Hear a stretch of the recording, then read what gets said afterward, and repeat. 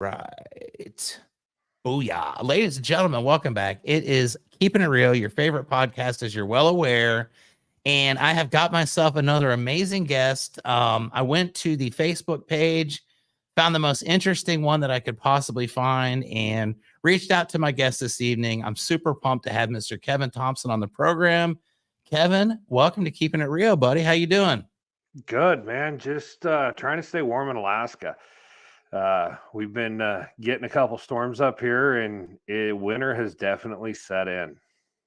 I can definitely respect it. I'm from Ohio originally, but I live in San Antonio, Texas. So I know nothing of this winter, and I certainly know nothing of this snow that you talk about. But I've been there, so I can respect that. Alaska, I believe you're going to be my first guest ever from Alaska, which is pretty cool. I've had some unique locations. I had the island of Vanuatu one time, which doesn't have electricity or running water on 90% of the island. Oh, But wow. I've never had anybody from Alaska. So welcome to the show. Like I said, we were looking on the Facebook page and I kind of liked your story, saw a little bit about what you had going on, and thought you'd be the perfect fit for my podcast. So why don't you tell us a little bit about yourself and So, let's take it from there, my man. yeah. So, grew up around, I grew up a country boy in Oregon, Bend, Oregon to be exact, around agriculture, farming and ranching. They're either hay farming or ranching, and 4-H, FFA, all of that stuff. I wanted to be a large animal vet, but um, life took a different turn. From there, uh, my parents were divorced, and my dad took a job in Boise, Idaho. So we went over to the outskirts of Boise, went to school. I was a troubled kid, just kind of a goofball kid that had more energy than the teachers wanted to deal with, and found myself getting in trouble. So joined the military. Was down in your neck of the woods in San Antonio. I joined the Air Force first. The only thing I remember about San Antonio is heat, chiggers, and ticks. There you go. That's all you need Yeah, to know. yeah, that's and then the Riverwalk. But yeah, no, it was awesome. Got to see the Alamo and all that stuff. Then spent some time in the Air Force. I was actually up here in Alaska when I took a flight aptitude test, and I was offered a position to become a pilot in the Air Force based off of my test scores, or pilot in the Army, sorry, based off of my test scores. And so I thought that was something I wanted to do. So I went to switch. They made me go back through basic, this time off to Oklahoma, did some basic training in, Kentucky, but Fort Sill. I did my secondary training at Fort Sill. I did my primary at Fort Knox. Was at Fort Knox, and then off Fort Sill, did some, and then Leonard Wood and a couple other places for my MOS, and off to Iraq. And so spent some time in Iraq. I was injured 3 separate times in Iraq. The Army has a firm policy. They don't play with their broken toys. So they shipped me home. And I went to continue. So a little back up. While I was in the military, because I'd come from being a TACP, which is a portion of the Air Force's special forces or special operations, when I went to the Army, my MOS was changed because we had a war going on. And so I went into a similar MOS where I would be doing counterintelligence and calling in airstrikes and artillery and things of that nature. So the Army can switch your job if they need something else. And so apparently they needed the other thing more. Really made me mad. But so after being injured, I still wanted to be a pilot, got out, used my GI Bill, went and became a helicopter pilot, flew for various companies doing work overseas, Department of Defense contracts, things like that. And then ended up flying fires for a company out of Corvallis, Oregon. Fast forward, met my wife while in between contracts. My wife is a straight A, goody two shoes, never did anything wrong, although she'll remind me she got a B once. I tell people I have 3 addictions in life: good scotch, smoked food, and my hot wife. So so those are kind of my deal. But yeah, she saw something in me that she thought was worth hanging around. So we hung around for a little bit, and I asked her to marry me. We got married and went back. She followed me around the countryside as I was flying helicopters, and then we finally moved up to Alaska. Moving up to Alaska was a little bit difficult in the helicopter market, and so I switched over and became a airplane or a fixed wing pilot. And just as I was finishing my training, COVID kicked off. My wife and I were without a job. We didn't know what we were going to do, so we bought a junky house. We flipped it, and right after we got done flipping it, I contracted COVID and was and almost lost my life. Yeah, it was a rough time. I'm lucky to have an older brother who stepped in and helped, and and my mom, who's a nurse practitioner, and those who surrounded my wife while I was undergoing through that. I was on a ventilator for 8 days. I was in the hospital for 32 days. They gave me less than a 40% chance of living, and they just said, and they told my wife, they said, make your final plans because he's not coming home. So on the night that they were supposed to pull the ventilator and do a trach to try to do some of the end of life stuff, I pulled my own ventilator. I don't remember doing it, but I pulled my own ventilator, and first thing I remember, I've got this small nurse trying to hold me down, trying to get something out of my mouth, and I'm fighting back and yelling, "Where's my wife? I want to go home. Who put me in here?" And so after they got me calmed down, my wife came back in, and she was able to sit with me, and they were all very surprised that I was alive and that I was as frustrated with being there as I was. And yeah, we got two awesome kids. Like, it was a huge blessing. We have two awesome kids. I got an awesome son who's just like raring to go. I've got a daughter who unfortunately is very much like her dad and leads with her head wherever she goes. But yeah. So that's kind of our story. So born out of that was Mountain Dog. Due to the extensive lung damage, the FAA was not going to clear me to fly. And so I kind of had to shift gears and figure out what I was going to do next, do a career change. And my wife had this freeze drying machine, and we were freeze drying foods for people these people had high end dogs and wanted to feed raw. And so we knew that we could freeze dry their food, make it raw and shelf stable. And they liked that. And so we were just doing it as a service. And one of them came back and said, "You got to do this as a company. Like, you guys would be awesome." And so it was literally built out of our basement with me on an oxygen tank and my wife and I stuffing salmon into molds and figuring out how to make it work, to me inventing the machine that makes the molds. And we're a little over 2 years. I have two awesome partners, Joe and Mike. And Joe's our CFO, Mike's our chief operations officer, and we're shipping in over 20 states. We're in all the Wal Marts in Alaska and Hawaii, and just kind of getting after it. Dang, man, that is a crazy story, because I mean, that really literally covers every aspect of your journey. And wow, like, okay, let's start back towards the beginning. Okay.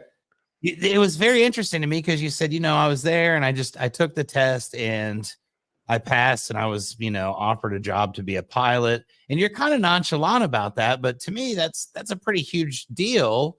So, like, I mean, you studied for the test, right? This was something that you were trying to do, or something that you had wanted to try to do, or it seems like you're kind of finding these opportunities as you go, but how do you get the opportunity presented to you like that in such a manner? Well, we were up here for some training. When you're in those kind of units, you get shipped all over for doing training, whether it's cold weather or whatever. And I was kind of being a sad sack about being in the snow and the cold and everything. And I was talking to one of the pilots, one of the Apache pilots that was up here, and I asked him, I was like, "Man, why did you become an Apache pilot?" And he's like, "Well, when you're sleeping in your snow cave, I'm in a warm bunk." And oh, by the way, I called my wife and told her hi. And, I still get to do cool stuff out there and fight and be a war fighter, but I'm not sleeping in a snow cave. And that started sounding more attractive to me. And so I said, well, what do you got to do that? And he said, well, the Army has something called a warrant officer training program. It's like, yeah, I don't have a degree. And he's like, you don't need one. You just become a warrant officer instead of a regular officer. I said, okay. He said, go down and take this test. And if you pass, you can become a warrant officer. And so I went and took the test. Like, there wasn't a lot of studying. There was just go down, take the test. It's all situational awareness based stuff. Like, look at the picture. Where's the airplane pointed? Like, look at, if you made this control input, what would happen to the airplane? Like, it's pretty common sense stuff. I tell people, like, people make a big deal out of being a pilot. It's really not that hard. Like, pull the stick, the houses get smaller. Push it to stick down, the houses get bigger. Like, That's a good way of looking at it. And I will say this, I did fly a plane one time, which my experience is obviously extremely limited, but about a year ago, I was in Tyler, Texas, and my buddy was taking lessons from this very nice lady. And he kept telling me about it. He's like, yeah, I pay her the money. She's teaching me to get my pilot's license. That's kind of scared me a little bit because my buddy was, he's a buddy of mine, but I'm thinking, we know our airplane buddies. pilot. I don't know. I kind of don't want to know my pilot, to be honest, in some cases, because, you never know what's going on. The more you know people, the more you worry. And he's like, hey, I'm going to buy you a lesson. We're going to go fly this plane together. And I was like, okay, whatever. And I figured the lady was going to, have the controls and she's going to basically be doing the whole thing and tell you, you just put your hands on there. Look, you're doing it. But she kind of, let off a little bit. And she was telling me what to do. And it was a very enjoyable experience that I never thought I would do.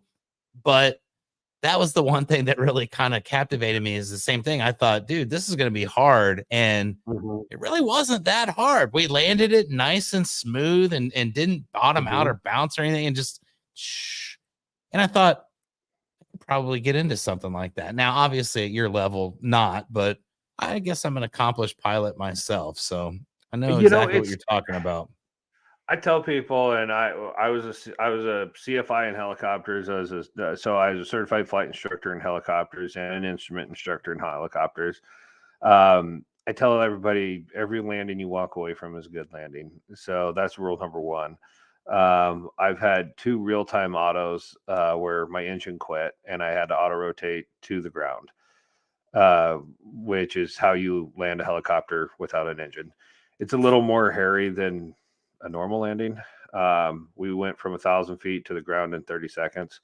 And there's some aerodynamics and some other things on how you cushion, flare, all that stuff. Makes it a lot more sexy, but that's the gist of it. But yeah, no, it's I've had those experiences, airplanes, flying around here in Alaska. Like, it's like anything else. If whether you're doing construction, you're flying, like, there's a certain amount of discipline and pride and work.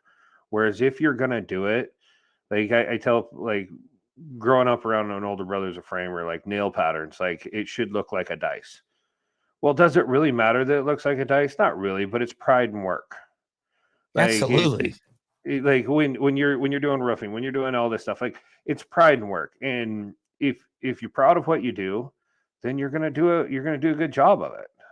And so yeah, any job anybody can do. I mean, airplanes, you drive off the runway, you drive back on the runway. And you talk to somebody in that field, and I don't oversimplify it to make it look like pilots are dumb or incapable. It's just another job, and it's an awesome job. I love it, but it's just another job.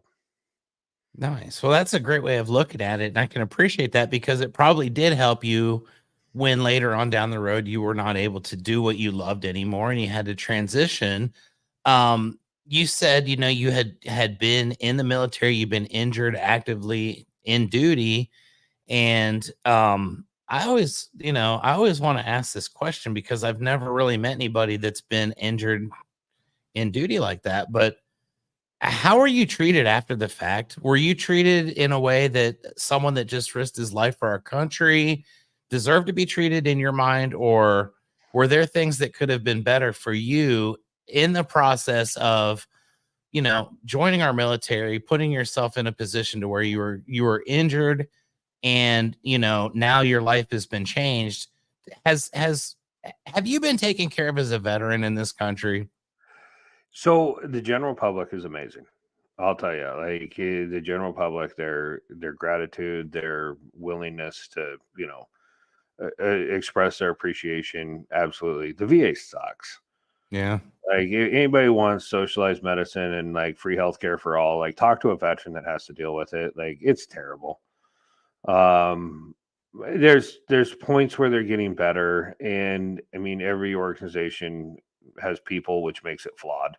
But VA is terrible.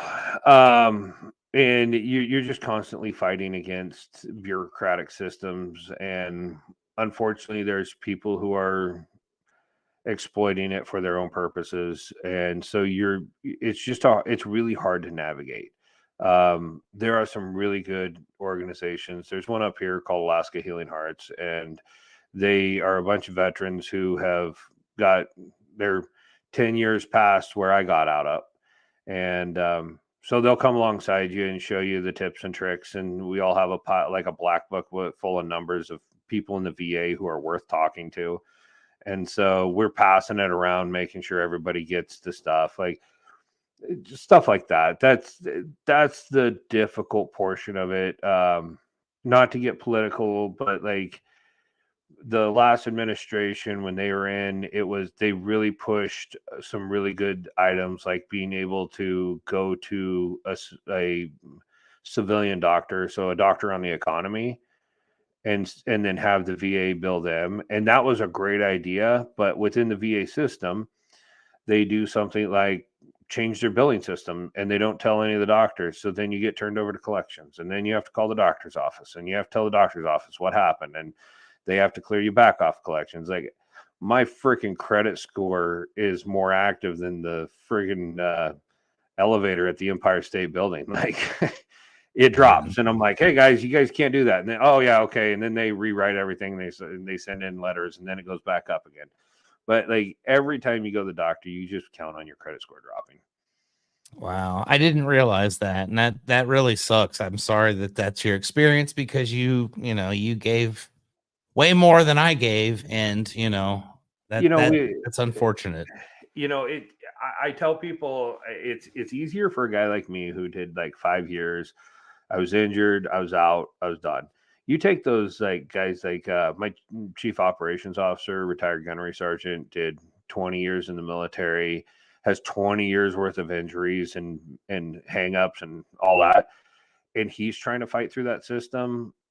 Like I had the advantage. By the time I was fighting through it, I had a civilian base that I already had developed to fight through it. Where you take a guy like that and he's coming out swinging, trying to figure it out, and you're older, you're not as in shape, you're not all that stuff. You don't have the patience you used to have. So I was really lucky in the way I was able to get through it. Also had my dad was a medic in Vietnam. He was a ranger, and he was familiar with the system a little bit. So he was able to kind of guide me through some of those things as well. But, there's a lot of veterans out there. I struggle with two concepts within the veteran community, and I'm very vocal about it because I am a veteran. And there's a lot of veterans out there who are absolutely rock stars when it comes to business, working. We've all run into the guys that are just like knocking it out of the park, whether it's Black Rifle Coffee or it's Bison Union or any of these other veteran companies. There's another one, they do tea, patriotic tea, stuff like that. But there's an element of the veteran community that's hard to deal with. It's really hard when veterans like myself see guys holding signs that say homeless veteran or out of work veteran, because you know what? I've never walked up to a construction site and not been able to get a job. If you have a speed square, a torpedo level, a hammer, and a cat's paw, like you will impress whoever shows up. Like they just show up and you're like, hey, you got some basic tools. All right, well, You must have known something to show up here. Same at our office. If you walk into our office and you're like, hey, I don't know what you do, but I'll show up on time, like that's a big plus. Absolutely. Half the world doesn't choose to show up on time. And I tell people I'm always 15 minutes early for everything I do. And 1 minute late is the same as being a day late or 3 days Oh late. It yeah. doesn't matter at that point in my eyes. And that kind of discipline is that's the most important thing. You can build around that. So let's talk a little bit about that portion of your life. You said you relocated to Alaska. Now let me Yeah. ask the first part. Your wife, she's 100% on board. She's moved around the country with you. Moving to Alaska, the decision there is not the most common. Alaska is not the most populous area in the world by any means. Was that the purpose? Was like, hey, let's just go somewhere where we can be peaceful, we can be quiet, we can raise our family and not have to deal with a bunch of this stuff. What To was the some thought degree. process that got y'all to Alaska?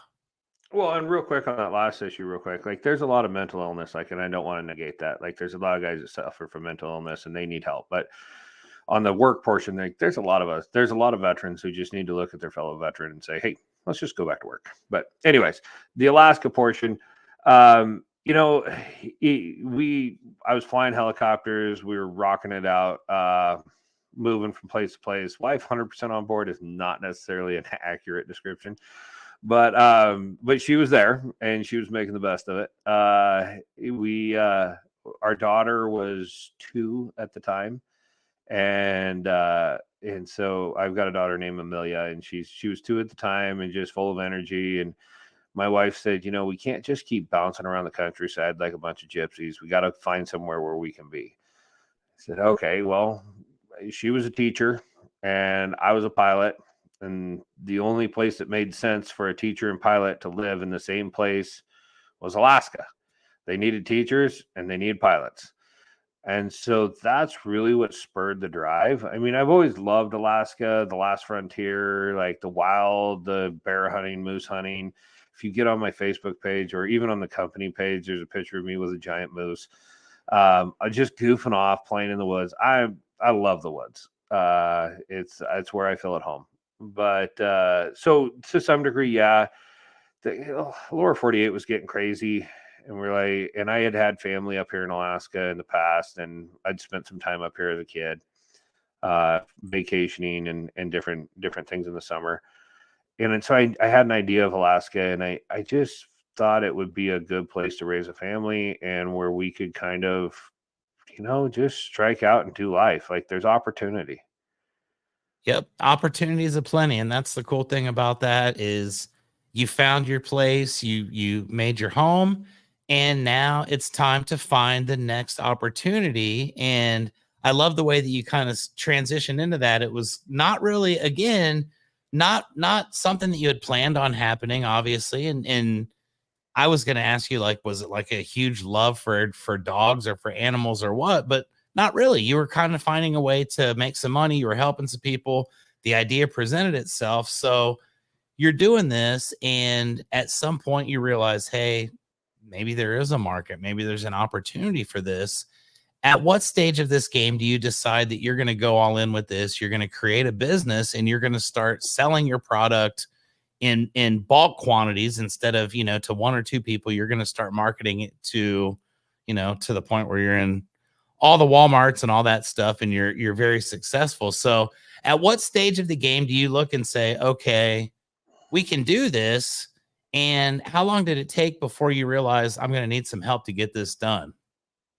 So I would say it's probably 4 freeze dryers in. We had bought 4 of them, and we're going along. And a friend of mine that he's a veterinarian, and I was toying with the idea of making a supplement for dogs. I grew up with dogs, always had dogs. We've got 2 German Shepherds, and my kids love them. They're family dogs. But I always saw that what the market had was not what the market was requesting or what the people were requesting. So the market was trying to get people to buy one thing and people were demanding something else.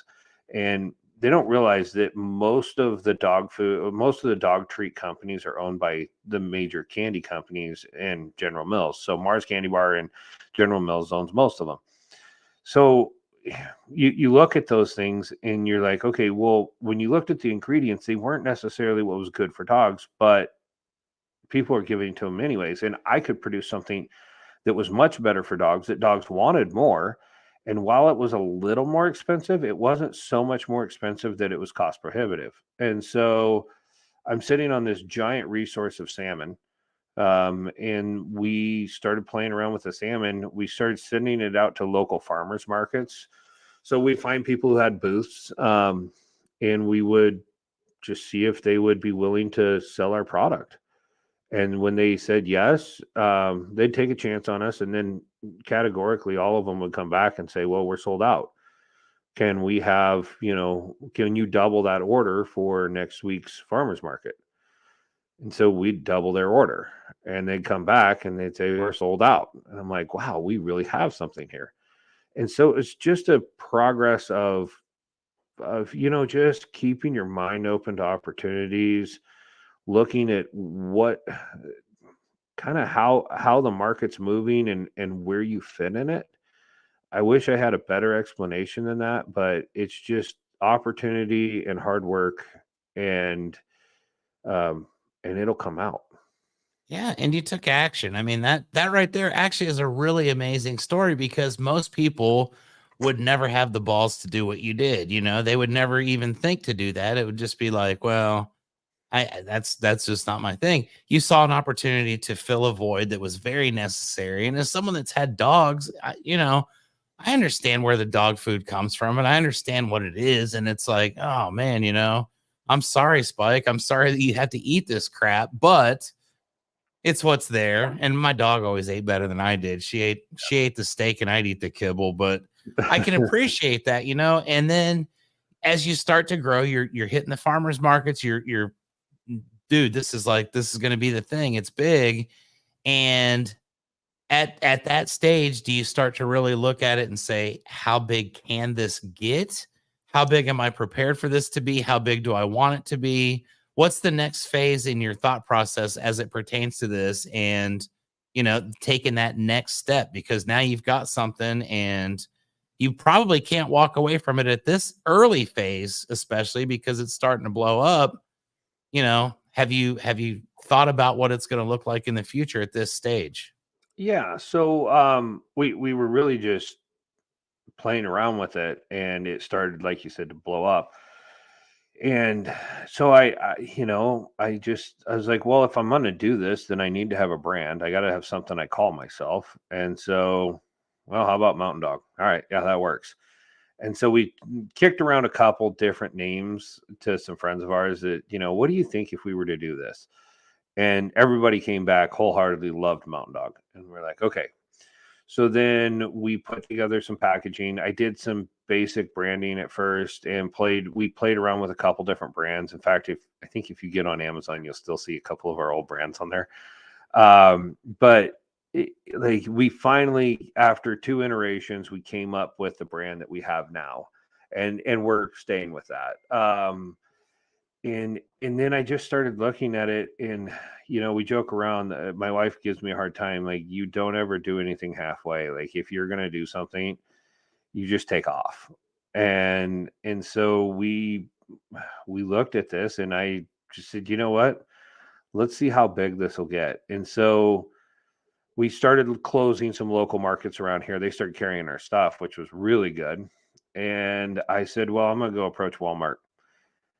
And like, friends of mine who are in business, they're like, Kevin, you don't just go approach Walmart. Right. I was like, well, I've got a background in counterintelligence and some of that other stuff. And I worked as an investigator for some attorneys. I know that. So I literally just looked up and did a background search for who was the buyer for Walmart for Alaska. And I found out that I kind of found out, people who might know her. And Alaska's a really small state. So, you ask around about who's doing the buying, and then you get online and you go through LinkedIn and find out who it is. And then you find out who they may know. And if you have general people in common. And then I just approached her and just said, hey, look, this is who I am. This is what we do. I looked up Walmart's policies at the time. Walmart was wanting to buy local. They were wanting to, they were doing all these cool programs for buy local and some of these other things. So I approached her and said, hey, this is who we are and this is what we can do. And she loved us. She's like, yeah, let's do it. She's like, all right, I'll do, she was like, put me down for like 300 cases. And like, I'm just like poker face. I'm like, yeah, no, that sounds good. That sounds good. And walk out and I call my wife. I'm like, get everything going right now. Like, we got to go. So we took off like wildfire and made those 300 cases. It took us, we were making 10 cases a day. And that was our first Christmas. So not this Christmas, but last Christmas. And we were just going nonstop, just fast as we can. And we made the 300 cases and we started shipping them out to the different locations. And then from there, she said, hey, like your stuff, let's get it going in Hawaii. And it was just getting to the point where it was exceeding the number of hours we were doing, 12 to 16 hours a day. And it was we had no more hours for my wife and I. So we looked at hiring some people. My friend Mike, who is the retired gunnery sergeant, been bouncing around wondering, he's like, hey, can I get into this somehow? Like, he's just full of energy. And I was like, all right, well, if you can come in and help run operations, that'll give me chance to move and kind of guide the company a little bit more. And so he did that. And then a friend of a friend introduced me to our CFO, who Joe, and he called up and we kind of went back and forth on a few things. And his wife just loved our product, and so did he. And they said, they're based out of Sandpoint, Idaho. And they said, hey, we're in. Let's do this. And so they jumped on board. And so I sold off some of my shares in the company to raise capital, and we kept going. Man, that is incredible. Okay, so you brought on partners, and one of them you didn't even really know, and the other guy was kind of just a buddy that you're going to help and get the thing going. But to me, it's amazing. You start off, and it's like, yeah, we're hitting these farmers markets. We're doing like little quantities here or there. Booyah! Here comes Walmart, right? And the story of just finding the person that you can talk to at Walmart is insane, because I'm like everybody else. I didn't think you could do that. So that's pretty awesome in itself. But you instantly have a huge, huge problem. And I love the fact that you said, I'm there and I'm poker facing it. But on the inside, you're thinking, oh, like this is big and this is going to take like a lot more than what we've currently got. Like you didn't set up to do 300 cases that day. You had no idea that was coming. So from the size of your setup that you've got now at the beginning to get to the 300, you just said, you're doing 10 cases a day. So if Walmart starts like inundating you with more and more stuff, you're done. Like there's you can't produce fast enough. So you have to either expand your team or you got to produce, different shifts and so on. At what point do you then say, okay, look, we've got to invest in more space, more equipment? What facilities do you have that you just look at and say, this was cute. This was like Jeff Bezos doing Amazon from his basement. But now this dude's got shops all over the world because he grew it to that point. You're at the point now where obviously you've outgrown your initial startup phase and you're dealing with Walmart. So like it's a big deal. What is the next step as far as, okay, we're going to strategically grow this so we can not just maintain, but continue to grow? What do you do in that next phase of your business when you get to that point? So within 12 months, we went from 200 square feet in my basement to 500 square feet in a separate shop to 2,000 square feet. And actually it was a little less than that. So it was about 9 months. And because we were just growing so fast, it seemed like every time we got machines set up and running, we would have to move to a bigger building. And so It's, you know, we have a term in the military, and I tell people a lot of my success in business has been just because of some of the basic discipline things that the military taught me. We have a term called embrace the suck. And that's when everything's going wrong and everything is overwhelming. Just work hard. Like, I don't want to hear about the problems. I don't want to hear about, I want you to put down and work as hard as you can, run as hard as you can. I don't care if you're sweating, you're bleeding, you're tired, you're hungry, whatever, just work. And that's the value in, like, you won't outwork me. Like, I just won't happen when it comes down to, and work smart. Like, you can't just be swinging things to swing things. You got to work smart. You got to know what you're doing, but just work. And that goes back to just embrace the suck. Like, I'm looking at, I leave that meeting with the Wal Mart representative here, and I'm driving home trying to figure out how this is going to work. And again, it was like, well, I'm just going to embrace the suck, and I'm going to go as hard as I can, and I will make that happen. Like, it never occurred to me that I wouldn't make it happen. That's beautiful right there. I love that because that's kind of the way I like to live life too. It's like, hey man, no doubt I'll get it done. I don't have a clue how it's going to happen. I have no idea how it's going to look. And if I wrote it down, it probably would end up completely opposite before it was finished anyways, but have no fear. You know, we got this. It's going to work and everything's going to be fine. So you guys just continue moving forward. You're producing, you're getting the stuff. Your brand is obviously expanding to the point where you're now, you know, like you said, you're moving into Hawaii. You've got multiple people on board. As far as the actual labor goes, as far as, you know, you putting together, and you guys are making, I don't know that we ever really went too deep, but you're making, you know, nutritious treats for dogs, specifically for dogs, right? Just so, yeah, we have an underground cat following. But yeah, so works. we make a single ingredient dog treat that's freeze dried raw. So we take sockeye salmon and we grind it into a paste, the consistency of toothpaste, so that there's no choking hazard.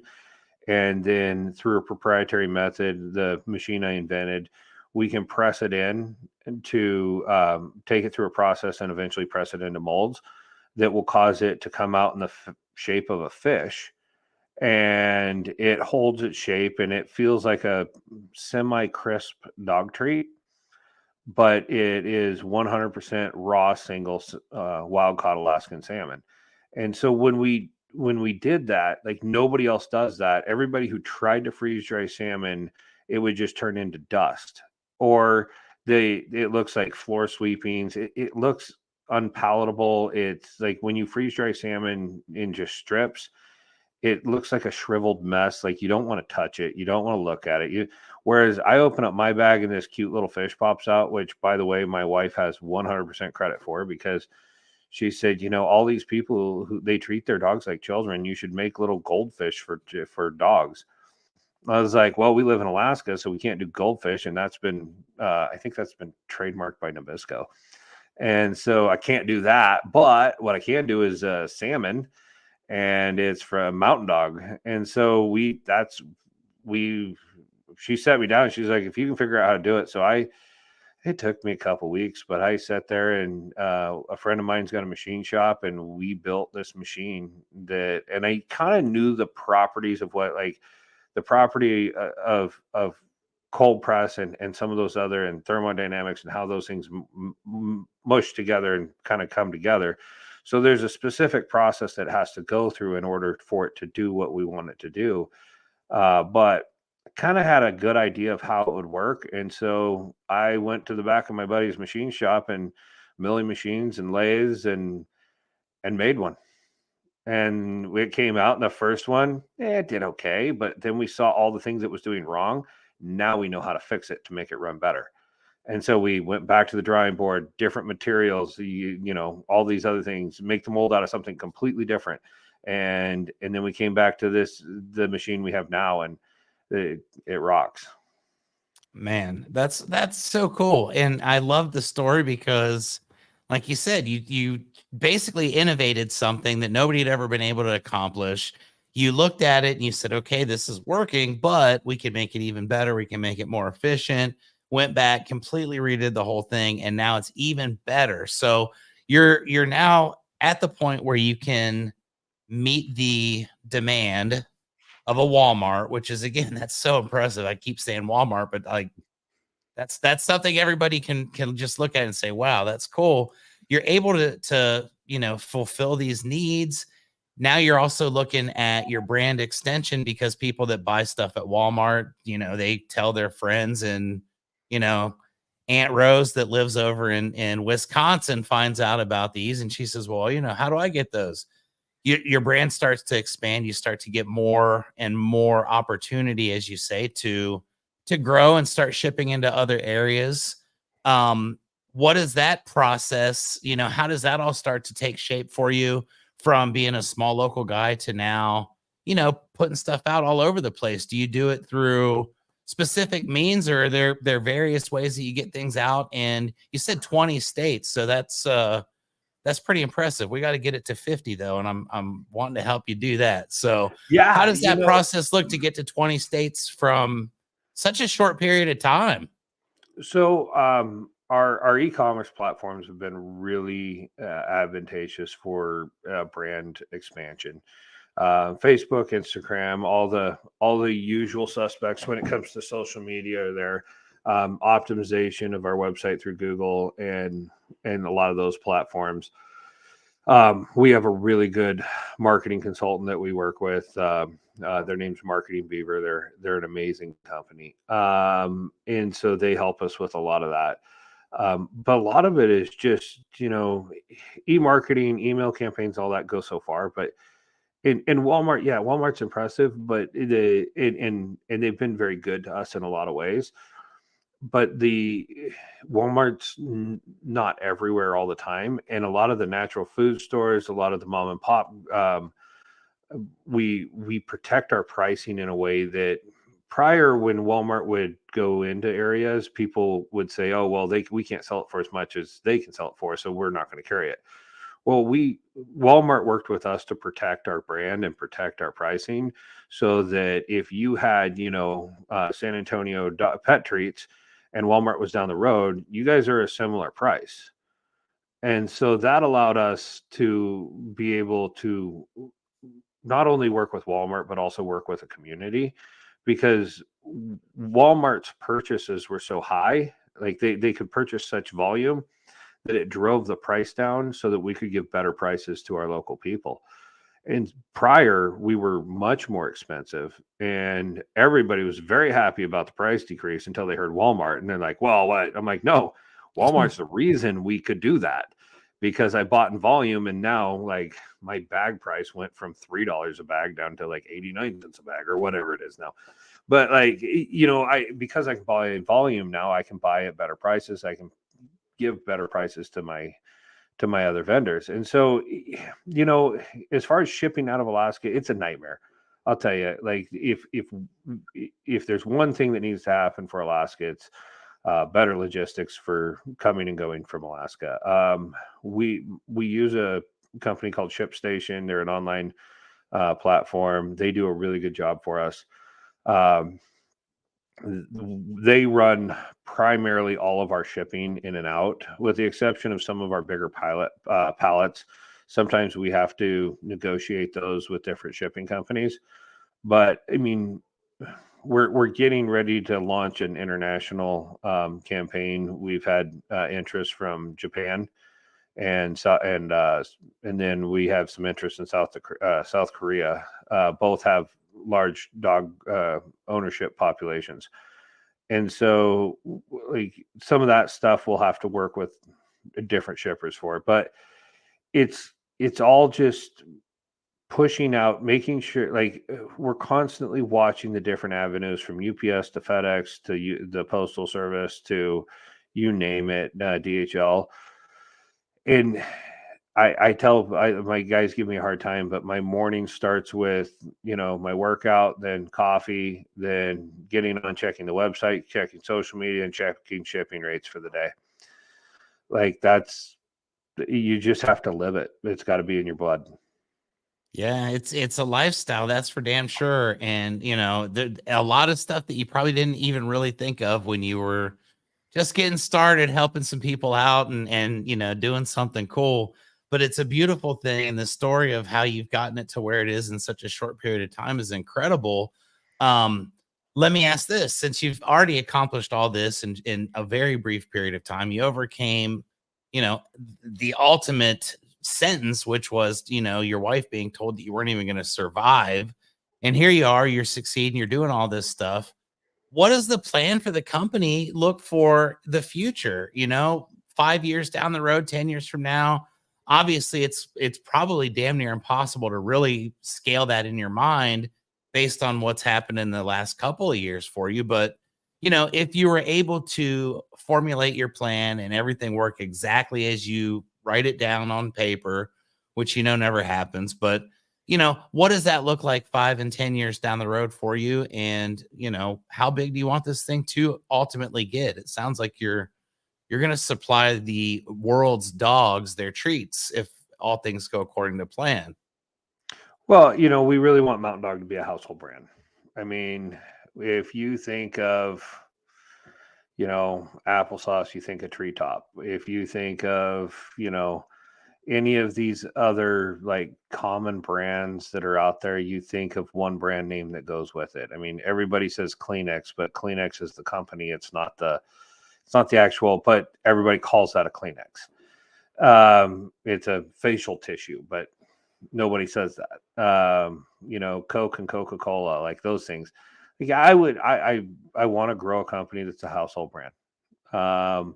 At the same time, I I know that that for me to do that, we will need people who will soon come into leadership, especially executive leadership, that will be far smarter and far more capable than I am. So I have to be willing to not only guide the company for where it is right now, but also not let my ego get in the way of what this company could be. So knowing when every day when I come to work, I think, how am I going to help this company? And on the day that it says, the day that I know that the best way for me to hire this company is, or to help this company is to hire a different CEO, step back, be an owner and founder, you know, get trotted out to wave at the crowd when they do an event, then that's what I need to do. I'm an owner. My job is to fill the role that needs to be filled, whether I'm the best janitor the company has or the CEO. Like I want this company to grow. I love building things bigger than myself. Man, that's inspiring. It is absolutely inspiring. And you've got me all fired up over here. My whole goal, I just did a podcast a couple hours ago with a buddy in the roofing industry. And we were talking about my story with my roofing company. Literally, I just bought the roofing company back with a guy about 3 weeks ago. But 5 years ago, I came here to San Antonio. I had never been to San Antonio in my life. We bought this roofing company, Rio Blanco, that was out of business. And I came here, I resurrected it, I built it up and burned myself out in about 3.5 years. It got so like out of control big. There were multiple locations all over the state. And I was running all this thing like a madman. And what you just said was, you know, so profound. Coming back this time around, I'm going to see it the same way you do. And it's like, I understand my role this time. I'm going to be the best at everything that I need to be to make it succeed, but I'm not willing to take myself to the point of extinction or, you know, no longer wanting to be involved in it because I work so hard. So kudos to you for that. I have no doubt in my mind you're going to succeed. The next question that I always love to ask my guests is very, very simple. There's going to be a lot of people that watch my podcast. I promise this is going to be seen by millions of people one day. We may both be long gone and it may be like 500 years from now, but there's going to be millions of people that see this podcast. And I have a pretty good loyal crowd right now. The cool thing about it is, like I said, I go to various people. So I'm not just like marketing to roofing people, but I always like to ask if people are watching the episode, they love your story, they've got the dogs at home and they realize, you know what, the treats we're feeding our dogs are absolute garbage. We want something that's going to be healthy for our best friends because we want them to be around. We want them to be healthy. If my dog was still alive, I promise I'd be buying her Mountain Dog because I can see that this is a quality product that's, like you said, one ingredient. So people want to buy your product. I know you just said you're servicing about 20 states right now. I hope I don't put you in a bind by what I'm about to ask, but No if worries. anybody's wanting to watch, if anybody's wanting to buy your product and they want to, you know, make it a household name, what is the best way for that to happen for our people? So jump on Facebook. You can find us on Facebook at Mountain Dog. At AK Mountain Dog. You can get online. Actually, we're running a bunch of ads in Texas right now because we're desperately wanting to add Texas to the list of states that we're shipping to. So there's ads running in Austin, Dallas, Fort Worth, and I think Houston right now. Oh, you're in San Antonio now, my I man. know, and now we picked up a podcast in San Antonio, so you know San Antonio's got to represent down there. So yeah, go to our website. It's www.akmountaindog.com. I tell people that you know we make the best dog treat in the world. There's nothing better out there. On top of it, it's made by a group of crazy veterans. We support veterans. We're disabled veterans ourselves. We hire veterans.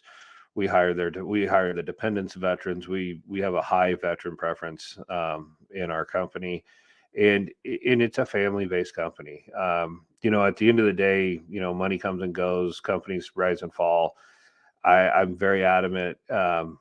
I don't want to be known for building the best dog treat in the world. I want to be known for being a good husband and a good dad. Like those are the things that I care about. Now, building the best dog treat in the world affords me the ability and the time to do that. But this is a family-run company. We are a family-centric company and a veteran-centric company, and we value our dogs, we value our families, and we want to make sure we're putting wholesome things into other people's homes. That right there sums up this entire episode. And I got to say, Kevin, this has been an absolute pleasure, my friend. I was looking forward to it.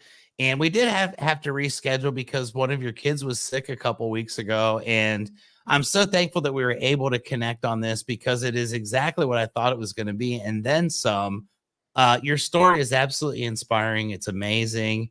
You're very nonchalant about a lot of amazing things that you've accomplished in life. And for that, I give you a lot of you know, a round of applause because some people can be arrogant and they can say, well, you know what? I know how to put together a helicopter and you don't. So thank you for that. You did make it seem a lot simpler. Like I feel like I could probably go fly a plane right now, but thank you for that. Thank you for what you're doing for our pets. I'm an animal lover. I will get you into this Texas market. Damn it. No matter what I have to do, if I have to buy them myself and get them here, I will help you do it because I believe in what you're doing. I think it's great. I love the fact that you're supporting veterans. That means a lot, you know, and thank you for all you do. Thank you for all you've sacrificed to get to this point. And I can't wait to see your continued success down the road. So thank you for being here. Thank you to our fans, obviously, for watching Keeping It Real, for always being supportive. And I definitely cannot leave this episode without talking about very briefly our sponsor, roofer.com.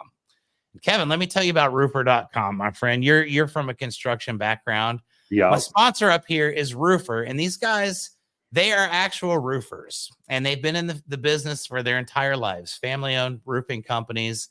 These guys have been doing it, and they see a lot of the things that roofers do that waste time, quite frankly. We get out to a job, we draw out a diagram of the roof, we pull our tape measure, we do all this stuff, we measure everything up, and it takes time. You know, an average roof takes you, 45 minutes to an hour to calculate everything you need and have it ready. So these guys came with a program that measures the roof from an aerial satellite picture, gives you your full measurements. It'll break everything down on every roof. But now they've gotten into a bigger part where they've got a CRM. And basically what you do is you enter all your customer information into this program, Roofer, from the initial contact with your homeowner all the way through the final payment. It'll walk you through the entire process. Absolutely amazing program. They just came out with Roofer CRM. I've been a huge fan of Roofer for multiple years, and I hope that they see this because part of our agreement is that I will preach to their mountaintops how great they are. The number one thing in construction business or anything is those CRM programs where you have good communication with your customers. And something like that, any of these CRM programs, I think it's amazing. There's coming out for construction now. We use them in other areas, but like that is awesome. Like the number one thing that'll make you successful in business is communication with your customer. Absolutely. It does it for you. It'll email them and tell them when you're expected to be there. It'll tell them when the materials are on their way. It'll give them a proposal in seconds. Literally, you could type your address in. It'll give you a proposal within seconds, and then you can kind of take it from there. So I appreciate Roofer for all they do for me. Their CRM is amazing. I highly recommend it. And like I said, Kevin, thank you for your time this evening.